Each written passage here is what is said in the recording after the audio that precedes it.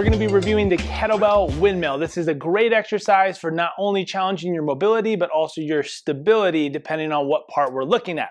So in this motion, I'm just gonna demo it first here. We're gonna be doing kind of like a sideways backward hinge. So we're gonna be challenging the mobility of both hips here. One's gonna be more on the external rotators, one's gonna be more on the internal rotators or inner thigh. And that's gonna challenge how low we can get into this motion. Now, as I pivot and hinge here, because I have to keep this kettlebell weight up overhead, I'm challenging my thoracic rotation and the mobility within my mid-back. And then also with that weight overhead, I'm challenging my shoulder mobility in multiple ranges of motion and positions while maintaining the stability of holding the weight overhead as I change the orientation of my body.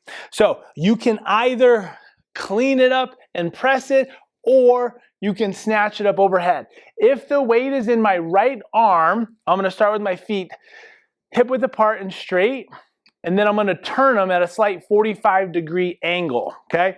This is going to help me unlock so that I can hinge. In this position, if I do the windmill here, I'm still gonna be rotating around the spine and the hip, but we tend to see less range of motion opportunity in the hips, which then can put more strain on the mid-back or low back, or possibly shoulder. Whereas if we just turn slightly, that allows me to hinge to the side and back as I guide down in this direction.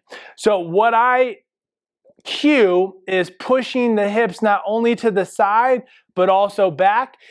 Best way to work this is take that opposite hand, put it on your inner thigh of that same side. So this is left and left for me. And I'm gonna try to slide my wrist and my forearm down my shin. Knees should be unlocked. We will never do this in a straight leg position like a triangle pose in yoga. That's gonna put more strain on the lower back. Always unlock the knees, hip shift back into the side while that opposite arm reach down the inner thigh or inner shin. Opposite arm with the kettlebell reaches towards the sky the whole way through. You can look at the kettlebell for better balance, or you can turn away to challenge that stability and proprioception, removing the visual field from there. Again, you can do it in a hold situation or rep it out. As you come back up, you're gonna find that your torso will kind of turn with the hips. That's completely fine and normal. This is your kettlebell windmill exercise. Great for warming up, challenging mobility, and challenging stability.